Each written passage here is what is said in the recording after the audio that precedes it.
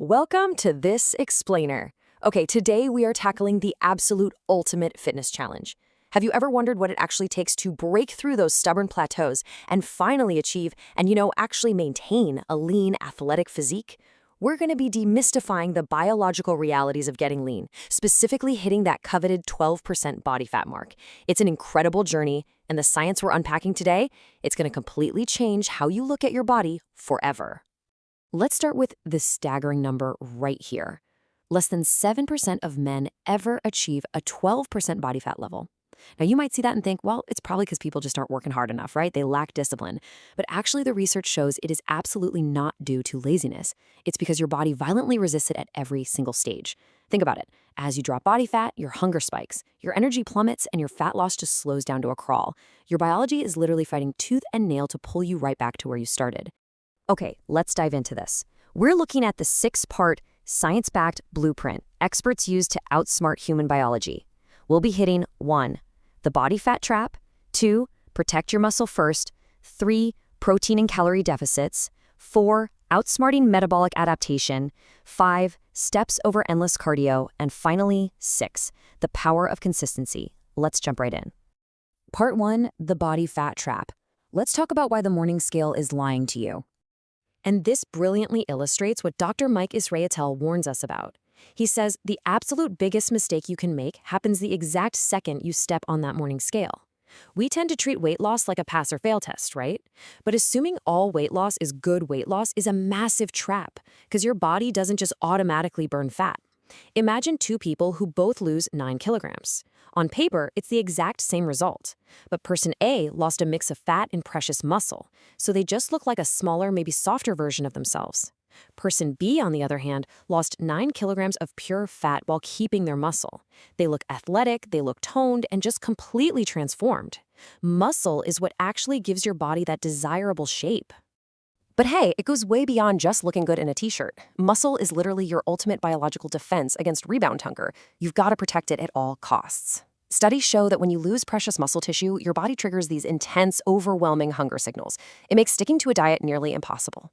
The more muscle you lose, the more your body violently pushes you toward binge eating and that whole dreaded rebound cycle. So your very first goal when cutting isn't losing weight at all. It's protecting your muscle. Which brings us right to part 2, protect your muscle first. So how much training do we really need to make that happen? Do we actually need to live in the gym to keep our muscle? Well, to answer that, let's break down this really fascinating 16-week study. Researchers split people up into 3 groups. Group 1, they only dieted. And yeah, they lost fat, but they sacrificed a significant amount of muscle along with it.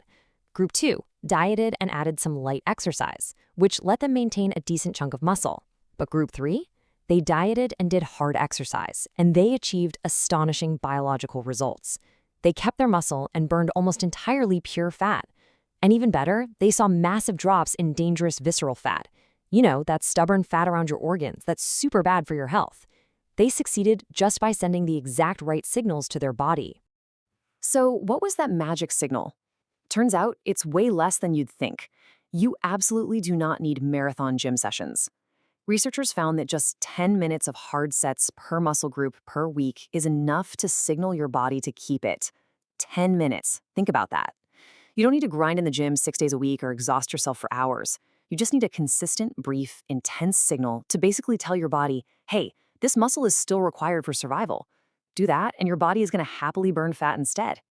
All right, let's move to part 3, protein and calorie deficits. It's all about finding your nutritional fuel. Now, what's really interesting about this slide is what nutritional expert Dr. Lane Norton points out. He says the absolute best workout program in the world will completely fail without the right fuel. Your golden daily target should be 1.8 to 2.8 grams of protein per kilogram of body weight. See, when people start a diet, they almost always start by asking, what should I cut out? Carbs, sugar, late-night snacks, whatever. Dr. Norton says that is entirely the wrong way to look at it. Before you worry about cutting a single thing, make sure you're getting enough protein. Why? Because it maintains that precious muscle we were just talking about, and honestly, it's the single most satiating macronutrient. It crushes hunger way better than carbs or fats, which makes the rest of your diet a breeze. But look, to actually lose the fat, you do have to find a true calorie deficit.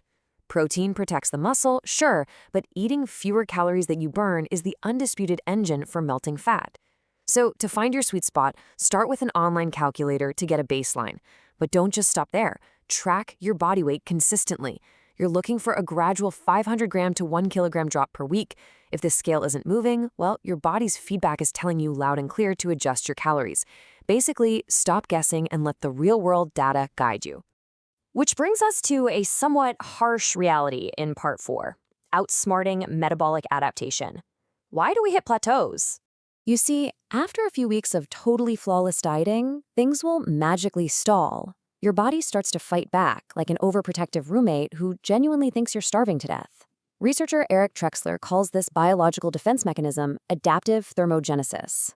And honestly, this is a massive light bulb moment for a lot of people. When you hit a plateau, it isn't laziness, it's pure biology.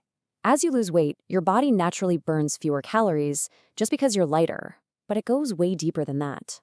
It subtly reduces your unconscious movements, like fidgeting, making you incredibly energy efficient. Suddenly, that calorie deficit that worked like magic in week 1, it's not a deficit anymore in week 8. Your plateau is literally just your body adapting to survive. Let's move to and see how this builds, because the answer to this plateau definitely isn't to just starve yourself forever. Trexler's solution is brilliant. Treat diets like a sprint, followed by deliberate recovery, not an endless marathon. You sprint in an active calorie deficit for maybe 12 to 16 weeks to lose meaningful fat. But then, and this is key, you deliberately enter a maintenance phase. You eat at maintenance calories to let your body and mind recover. This relieves diet fatigue, regulates your hormones, and sets you up perfectly for the next phase without losing an ounce of your progress. All right, on to part 5, steps over endless cardio. So whenever we try to get lean, society loudly tells us we got to spend hours sweating profusely on a treadmill. But researcher Eric Helms introduces something he calls the constrained energy model to totally debunk that myth. If you drastically crank up intense cardio, your body just compensates. It either makes you lazier the rest of the day or it ramps up your appetite so high that you just eat back all those calories anyway. Instead, Helms recommends this highly effective hierarchy. Step 1. Establish a daily baseline of 7,000 to 9,000 steps.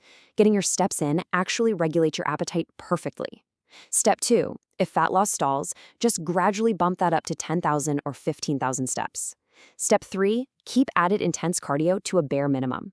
A simple, consistent step count is your true fat-burning foundation. To really hammer this home, Helms has a golden rule for fat-burning adjustments. An overwhelming 80% of your adjustments should come from tweaking your food. Only 10% should come from added cardio, and the last 10% from bumping up your daily step baseline. You simply cannot outrun a bad diet, and trying to do it is just going to run you right into the ground and spike your hunger out of control. Finally, we've made it to our 6th and most crucial part, the power of consistency. Coach and researcher Lauren Conlin highlights something super important here. Knowing all this science about macros and step counts and metabolic adaptation, it's completely useless if your mindset self-destructs every single weekend. Let me know if this sounds familiar. You know you have a nice dinner out on Saturday night, so you restrict calories all day to save up for it. By the time you get to the restaurant, you are absolutely starving. Everything looks amazing. You completely lose control and you binge. Then, Sunday morning, you wake up feeling this intense guilt. So what do? You overcompensate with extreme cardio or starvation, and you completely repeat the cycle of punishing yourself. It's a trap, and it can keep people stuck for years. But Lauren Conlin offers this completely liberating approach instead. She says, accept your decisions, enjoy the meal, and move on. Long-term success is built on consistency, not perfection. And I want to enthusiastically reassure you right now, if you're trying to get lean, feeling a little bit of hunger sometimes is completely normal. It's okay. True freedom comes from dropping all the dramatic overcompensation, dropping the guilt, and simply getting right back on your normal plan the very next day. So, the crucial point is this: that lean body you want isn't built in a few weeks of extreme, miserable, punishing effort. It's built through smart, repeatable systems and just having a real understanding of how your biology actually works. So the question I want to leave you with today is this: will you aim for perfection and fail, or aim for consistency and finally succeed? The science is completely on your side here. Take these 6 pillars, apply them to your routine, and that 12% goal, it's absolutely within your reach.